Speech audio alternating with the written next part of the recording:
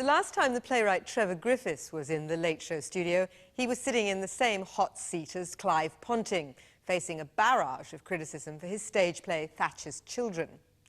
Griffiths made his name in the 70s as the country's leading left-wing dramatist, with plays such as The Party, the television series Bill Brand, and the screenplay for the Hollywood movie Reds.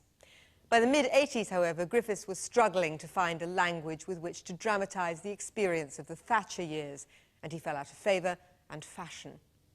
But tomorrow night, BBC Two screens Hope in the Year 2, a new Griffiths play which marks a powerful return to the themes and concerns of his earlier work. Perhaps, significantly, this is not set in contemporary Britain, but in a prison cell in France 200 years ago. I came in a sealed coach and hooded. Not even the prison governors are allowed to know who it is they hold.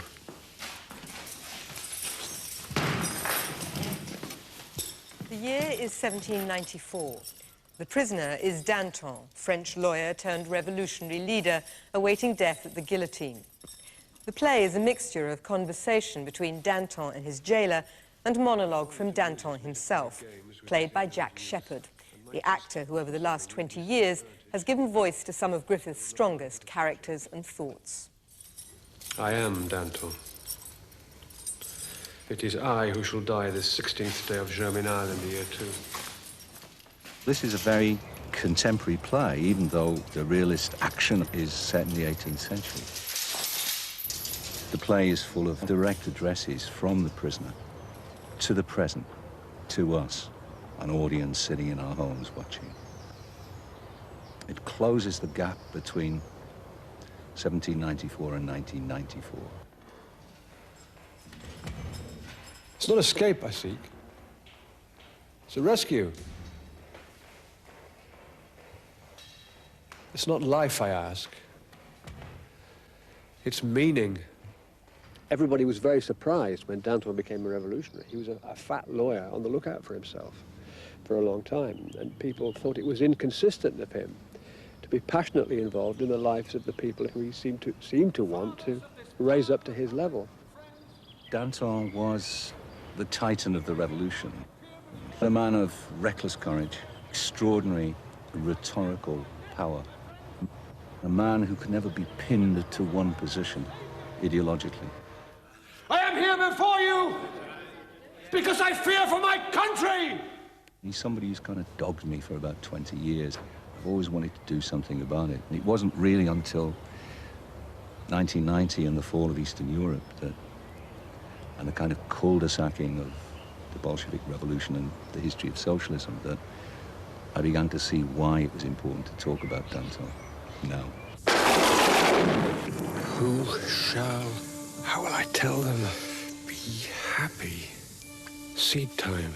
Who shall be, yes, girl, happy if, who shall be happy if, yes, my girl bride. Who shall be happy if what? Who shall be happy if not everyone? The French Revolution set an unanswered agenda to capitalism, and that, in a nutshell, is who shall be happy if not everyone? All political parties, including revolutionary parties, hold out the prospect of purposeful, meaningful happiness for the citizenry, for everyone. None of them delivers. In other words, inequality is natural. The French Revolution was the first moment in history where people said, hey, wait on. It's not true. It doesn't have to be this way. We can all be happy. We can all be empowered. But it didn't prove to be the case, which is not a denial of the idea. It's a denial of the means taken. So, who shall be happy if not everyone? Is a menacing question to even British society, a small thing, in the mid-90s. The central action of the piece revolves around a game of bluff and counter-bluff, played out between Danton and Henry, his jailer, with Danton trying to trick Henry into smuggling out a coded note to his supporters, while Henry schemes to part his prisoner from all his worldly possessions. What's that say? Madame Louise Gély, 22 Rue de Commerce, Cordelier. That. Freedom. That. Grave. In most of Trevor's plays that I know of, working people at the grassroots level are portrayed as decent, honest people. They're often compromised by the authorities above them and the classes above them. But Henry, in this play, the jailer, is completely treacherous. He betrays Danton. He doesn't take the letter and says that he does. And at the end of the piece, he ends up with not only Danton's money and his watch, but also his coat. No, keep it on. Do later. The central betrayal is the Danton figure's total failure to trust the young man. The revolutionary leader's failure to grasp the basic intelligence and the basic morality of the young jailer. It's very deep. It's stamped into his person as a bourgeois that people of subordinate classes lack basic intelligence, cannot be trusted to do things that are right and good. That's with us today. People in so-called parliamentary democracies are treated like shit.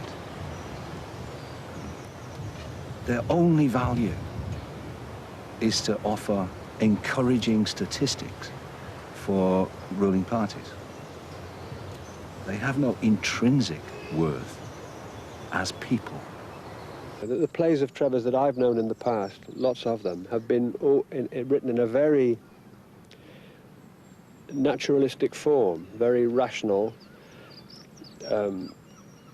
with little concern for poetry and poetic images and resonances which Trevor was not in control of. This play is full of haphazard things that seem to have come up out of his unconscious, which he doesn't seem to me to be in control of. Poetic images, you know, disturbing images. Everything we have thought, everything we have tried or imagined, everything dreamt and whispered, designed, done, you will develop and perfect. Such a dish of worms we've served you. And you'll eat them, every one. The free dance of capital, the human imperative, the sovereign people, the all-seeing, all-saying state, owner, worker, the nation, war, people, peace. The power of the machine, machinery of power, me, all, the impossible and the necessary dream, the road to freedom, mind every step of the way. We have to ask ourselves now, what is the role of socialism? How can it be reimagined? How can it become part of popular imagination again, as it was, for example, in Britain in the late 19th and early 20th century, when it was a gospel of hope, when it did hold out the possibility of a decent and proper and just society. In this unlikely place, these people have lived and fought and died to claim hope for the human project, to make hope the inalienable right of the living. They've decreed it. To hope is to be human. To hope is to define ourselves as human. Nobody can change that now. It will be so, part of the condition. It was impossible to be alive after this revolution without having hope stamped in your heart in some way. It was the death of resignation, the old feudal notion that your hope was in another world, in heaven or purgatory or wherever. No, hope was here. Hope was legitimate. Hope was possible. But he also says throughout this piece that while we created the coinage of hope, while we were busy doing that, we were also at the same time creating the banknotes of despair. When I first read it, I found it depressing. It seemed to be about the death of hope. The end of revolution is a viable method of changing society. But when I saw it, I found it exhilarating. It's for life. Like me tonight, you yourselves cannot but live in hope. Liberty may wither, fraternity evaporate, equality rot on the vine, but hope is a survivor and will not die.